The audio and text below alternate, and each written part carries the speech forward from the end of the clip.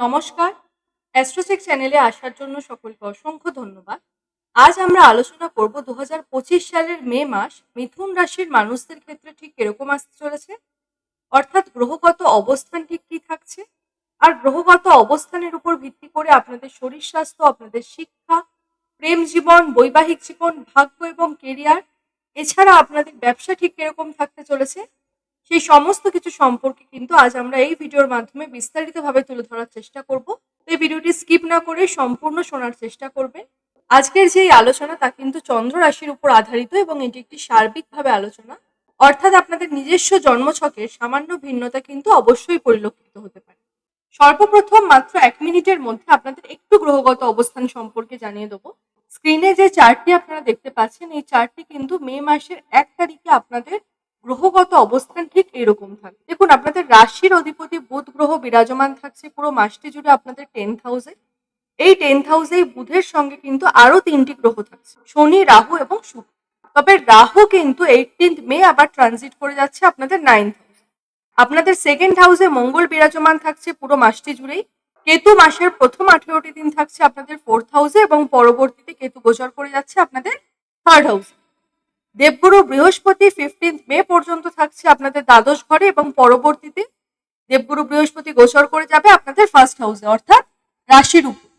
রবি মাসের প্রথম 2টি সপ্তাহে থাকছে আপনাদের একাদশ ঘরে, পরবর্তীতে রবি ট্রানজিট করে যাচ্ছে আপনাদের 12th হাউসে। এই থাকছে পুরো মে মাস জুড়ে মিথুন রাশির মানুষদের গ্রহগত অবস্থান।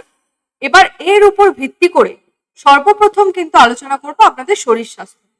শরীর স্বাস্থ্যের ক্ষেত্রে বলবো আপনাদের 1st হাউসের লর্ড হয় বুধ, যে কিনা 10th হাউসে রাহু এবং শনির সঙ্গে একত্র, মানে শারীরিক দুর্বলতা কিন্তু আপনারা এই মাসে অনুভব করতে পারেন। মাঝে মধ্যে মাথা যন্ত্রণা, কোথাও কোথাও জয়েন্ট পেন, এই ধরনের সমস্যাগুলো কিন্তু আপনাদের এই পুরো মে মাস জুড়ে থাকবে। তবে বিশেষ কোনো শারীরিক সমস্যা কিন্তু থাকছে না। শরীর স্বাস্থ্য যদি বলা হয় মোটের উপর কিন্তু যথেষ্ট ভালোই থাকছে। এরপর আলোচনা করব শিক্ষার্থী বিদ্যার্থীদের নিয়ে, যে শিক্ষার্থী বিদ্যার্থীদের ক্ষেত্রে এই মে মাস ঠিক কিরকম থাকতে চলেছে। দেখুন, আপনাদের ক্ষেত্রে কিন্তু 5th হাউসের লর্ড হয় শুক্র, যে কিনা 10th হাউসে উচ্চ অবস্থায় থাকছে এই মাসে। আবার রবি এবং দেবগুরু বৃহস্পতির দৃষ্টিও থাকছে আপনাদের 5th হাউসে, মানে পড়াশোনার প্রতি মনোযোগ, পড়াশোনার প্রতি একাগ্রতা, আত্মবিশ্বাস সমস্ত কিছু কিন্তু এই মাসে বাড়তে পরিলক্ষিত হবে। বিশেষ করে 15th মের পর দেবগুরু বৃহস্পতি আপনাদের রাশির উপরই বিরাজমান থেকে যখন 5th হাউসে দৃষ্টি প্রদান করবে, ঠিক সেই সময়কাল থেকে যারা কোথাও কোনো অ্যাডমিশন নিতে চাইছেন বা পড়াশোনার ব্যাপারে কোনো গুরুত্বপূর্ণ ডিসিশন নিতে চাইছিলেন, এতদিন ধরে হয়ে ওঠেনি, তাদের জন্য বলবো এই সময়কাল কিন্তু অত্যন্ত শুভ। আপনারা চাইলেই কিন্তু পড়াশোনার ব্যাপারে যে কোনো গুরুত্বপূর্ণ ডিসিশন নিতেই পারেন। মোটের উপর প্রাথমিক শিক্ষা, উচ্চশিক্ষা এবং প্রতিযোগিতামূলক পরীক্ষা উভয় ক্ষেত্রেই কিন্তু এই মে মাস অত্যন্ত শুভ থাকতে চলেছে। এক কথায় যদি বলা হয়, দুর্দান্ত একটি মাস কিন্তু থাকবে শিক্ষার্থী বিদ্যার্থীদের জন্য। প্রেমের সম্পর্কের ক্ষেত্রে বলবো পঞ্চমপতি শুক্র 10th হাউসে বুধের সঙ্গে বিরাজমান থাকছে, মানে কর্মের জায়গায় যারা সম্পর্কে জড়িত রয়েছেন তাদের জন্য কিন্তু সময়কাল দুর্দান্ত। অর্থাৎ অফিসেই হয়তো কোনো কলিগের সাথে আপনার কোনো রিলেশন আছে, সেক্ষেত্রে কিন্তু এই মাস দুর্দান্ত থাকতে চলেছে। বা যারা বর্তমানে তো কোনো সম্পর্কে জড়িত নেই, তাদের ক্ষেত্রেও বলবো নতুন করে কোনো অ্যাটাচমেন্ট, নতুন করে কোনো সম্পর্ক তৈরি হওয়ার সম্ভাবনা কিন্তু আপনাদের ওয়ার্কিং প্লেসে তৈরি হতে পারে। তবে ওভারঅল সকলের ক্ষেত্রেই বলবো প্রেমের সম্পর্ক কিন্তু এই মাসে অত্যন্ত ভালো থাকছে, যথেষ্ট অনুকূলে থাকবে। কারণ বুধ শুক্র একত্রে মানে কিন্তু অ্যাটাচমেন্ট, একে অপরের প্রতি ভালোবাসা, এই সমস্ত কিছু কিন্তু বাড়বে। একে অপরকে নিয়ে চিন্তা করার একটা প্রবণতা, এগুলো কিন্তু থাকছে। অর্থাৎ প্রেমের সম্পর্ক কিন্তু মোটামুটি ভালোই থাকছে। তবে শনি এবং রাহু 18th মে পর্যন্ত একত্রে, যা কিন্তু কোথাও না কোথাও ছোটখাটো কোনো কথা নিয়ে একটা অকারণ ঝামেলা বা অশান্তির জায়গা কিন্তু তৈরি করবে। সেই জায়গায় কিন্তু আপনাদেরকে একটু সচেতন থাকতে হবে। বাকি প্রেম জীবন ভালোই থাকছে এই পুরো মে মাস জুড়ে। আমি তো বলবো 80 থেকে 90% কিন্তু ভালো থাকবে আপনাদের ক্ষেত্রে। এরপর আলোচনা করব বৈবাহিক জীবন নিয়ে। দেখুন, বৈবাহিক জীবনের ক্ষেত্রে বলবো আপনাদের 7th হাউসের লর্ড দেবগুরু বৃহস্পতি বিগত 1 বছর ধরে কিন্তু 12th হাউসে বিরাজমান রয়েছে। আর 12th হাউস কিন্তু কখনোই শুভ মানা হয় না। এই বিগত 1 বছরে মিথুন রাশির মানুষদের বৈবাহিক জীবনে কিন্তু বিভিন্ন দিক থেকে একটা সমস্যা আপনারা ফেস করেছেন। আপনার লাইফ পার্টনারের শরীর স্বাস্থ্য নিয়ে আপনারা হয়তো ভুগেছেন। তবে 15 মে দেবগুরু বৃহস্পতি যে মাত্রই রাশি পরিবর্তন করে আপনাদের ফার্স্ট হাউসে প্রবেশ করবে আর তার দৃষ্টি থাকছে আপনাদের 7th হাউসে, ঠিক সেই সময়কাল থেকেই কিন্তু বৈবাহিক জীবনে ছোট থেকে বড় যে কোনো রকম সমস্যার কিন্তু সমাধান আপনারা পরিলক্ষিত করতে পারেন। ধীরে ধীরে বৈবাহিক জীবনে কিন্তু আপনার পরিবর্তন আসবে। এই নয় যে 15 মে দেবগুরু বৃহস্পতি রাশি পরিবর্তন করছে আর 16 মে থেকে আপনার জীবনটা পুরো পাল্টে গেল, এরকমটা কিন্তু নয়। তবে হ্যাঁ, 15 মে পরবর্তী সময়কালে ধীরে ধীরে কিন্তু বৈবাহিক সম্পর্কে একটা উন্নতি, যা কিন্তু আপনারা নিজেরাই উপলব্ধি করতে পারেন। এরপর আলোচনা করব ভাগ্য ঠিক কিরকম থাকতে চলেছে এই পুরো মে মাস জুড়ে, যা নিয়ে কিন্তু সমস্ত মানুষের একটা প্রবল কৌতূহল, সেই সম্পর্কে কিন্তু আপনাদের একটু জানিয়ে দেব। প্রথমেই বলবো আপনাদের ভাগ্যপতি হয়ে থাকে শনি, যে কিনা 10th হাউসে অর্থাৎ আপনাদের কর্মস্থানে বসে রয়েছে। আর আপনাদের কিন্তু এই মুহূর্তে শনির সাড়ে সাথী বা শনির ঢাইয়া কিছুই কিন্তু নেই। কিন্তু 10th হাউসে শনি মহারাজ মানুষকে দিয়ে কিন্তু হার্ড ওয়ার্ক করে, অর্থাৎ পরিশ্রমের মাত্রা কিন্তু আপনার নিশ্চিত রূপে বাড়বে। যে কোনো কর্মে আপনাদের এফার্ট বৃদ্ধি পাবে, সহজে কিন্তু যে কোনো কাজ আপনারা সফল করে নিতে পারবেন সেটা কিন্তু একদমই নয়। কঠোর পরিশ্রম, কায়িক পরিশ্রম কিন্তু আপনাদের করতে হবে। আবার 18 মের পর রাহু ভাগ্যস্থানে প্রবেশ করে যাচ্ছে, মানে ভাগ্যের সহায়তা কিন্তু চটজলদি আপনারা পাবেন, দিলে হবে সমস্ত কর্ম। আর রাহু কিন্তু একই অবস্থানে, এই অবস্থানেই প্রায় 2027 সাল পর্যন্ত থাকতে চলেছে। 18 মে রাহু চলে আসছে আপনাদের 10th হাউসকে পরিত্যাগ করে আপনাদের 9th হাউস, অর্থাৎ যেটা ভাগ্যস্থান, এবং এই ভাগ্যস্থানে কিন্তু মোটামুটি ভাবে 1.5 বছর আগামী 2027 সাল পর্যন্ত কিন্তু থাকছে।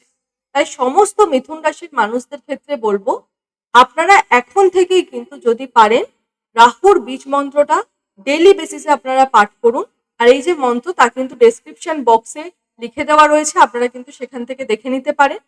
তার সাথে সাথে যদি পারেন আপনারা এই সময়কালে, কারণ রাহু ভাগ্যস্থানে কিন্তু ভাগ্যে বাধা বিপত্তি, ভাগ্যে একটা যে কোনো ব্যাপারে একটা যে কোনো কাজে কিন্তু আপনারা একটুখানি বাধা বিপত্তির সম্মুখীন হবেন। তাই জন্যই বলবো রাহুর বীজ মন্ত্রটা পাঠ করুন। তার সাথে সাথে পশু পাখিকে যদি আপনারা খাওয়াতে পারেন সেক্ষেত্রে কিন্তু অনেকখানি উপকার আপনারা পাবেন। আর একটা জায়গাও থাকবে আপনাদের সচেতন হওয়ার জন্য, তা হচ্ছে রাহু 9th হাউসে, মানে আচমকা কোনো রকম ডিসিশন যদি আপনি নেন আপনার জীবনে যে কোনো বিষয় নিয়ে, আপনাকে কিন্তু সমস্যায় ফেলবে না। তাই বলবো যে কোনো বিষয়ের উপর কিন্তু আপনাদের এই সময়কালে, এই বিগত 1.5 বছর কিন্তু আপনাদেরকে একটু মাথা ঠান্ডা রেখে ডিসিশন নিতে হবে। আর এই সময়কালে চেষ্টা করবে যে কোনো কাজ কিন্তু হাতে একটু সময় নেই বলুন।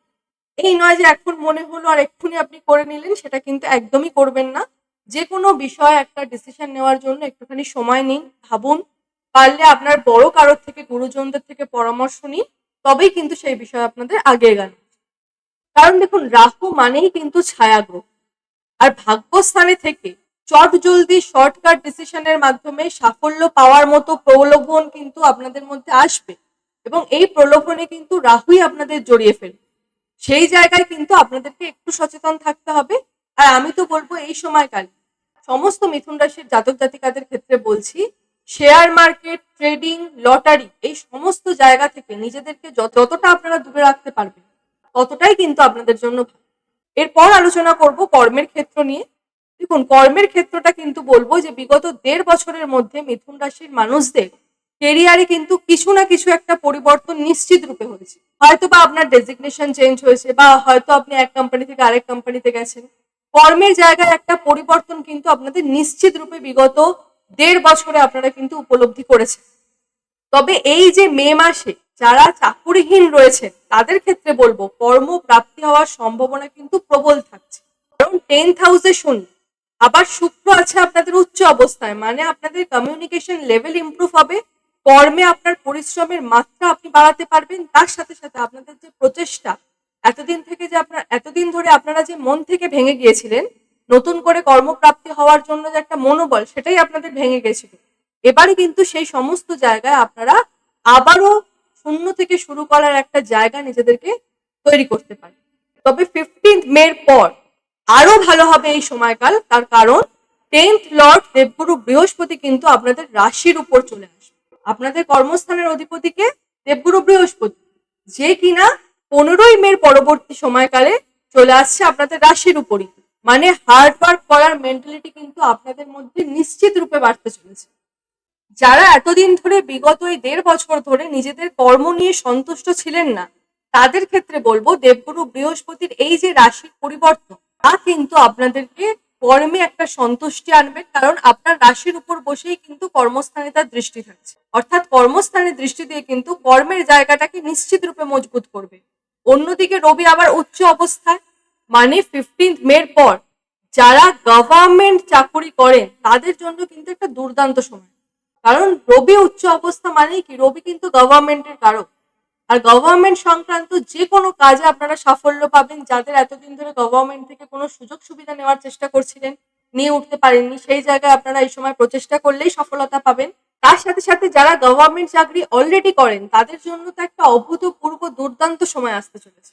সর্বশেষ বলবো আপনাদের ব্যবসার ক্ষেত্রটা কিরকম থাকে। দেখুন, ব্যবসার ক্ষেত্রে বলবো বুধ এবং শুক্র, এই দুটি গ্রহই কিন্তু ব্যবসার কারক গ্রহ। আর এই দুটি গ্রহই কিন্তু এই পুরো মে মাস জুড়ে আপনাদের কেন্দ্রে থাকছে। অর্থাৎ ব্যবসায় মুনাফা, ব্যবসায় ভাগ্যোন্নতি, ব্যবসায় দৈনিক ইনকাম বৃদ্ধি, তার সাথে সাথে নতুন করে যারা ব্যবসা খোলবার জন্য চেষ্টা করছিলেন এতদিন ধরে পেরে ওঠেননি, তাদের জন্য একটা দুর্দান্ত সময়। এই সময়কালে আপনি চাইলে পার্টনারশিপ বিজনেসও কিন্তু খুলতেই পারে, সেক্ষেত্রে কিন্তু কোনো অসুবিধা নেই, সময়কাল কিন্তু যথেষ্ট শুভ থাকছে। মোটের উপর বলবো ব্যবসায়ীদের জন্য কিন্তু এই মে মাস মিথুন রাশির সমস্ত জাতক জাতিকাদের জন্য অত্যন্ত ভালো থাকবে, আপনাদের অনুকূলেই থাকছে। তবে ভাগ্য কিন্তু আপনাদের খুব একটা সাপোর্ট দেবে না, আমি কিন্তু আবারও বলছি। তাই যে কোনো ডিসিশন নেওয়ার পূর্বে একটু ভালোভাবে বিচার বিবেচনা করে কি কি হতে পারে সমস্ত কিছু ভেবে কিন্তু আপনাদেরকে নামতে হবে। আজকের মতো আলোচনাটি এই পর্যন্তই। অনুষ্ঠানটি কেমন লাগলো অবশ্যই জানাবেন। সকলে সুস্থ থাকবেন, ভালো থাকবেন, সকলের মনস্কামনা পূর্ণ হোক এ আশা রাখছি। আর যদি অনুষ্ঠানটি ভালো লেগে থাকে তাহলে কিন্তু লাইক, শেয়ার, সাবস্ক্রাইব করতে একদম ভুলবেন না। ধন্যবাদ।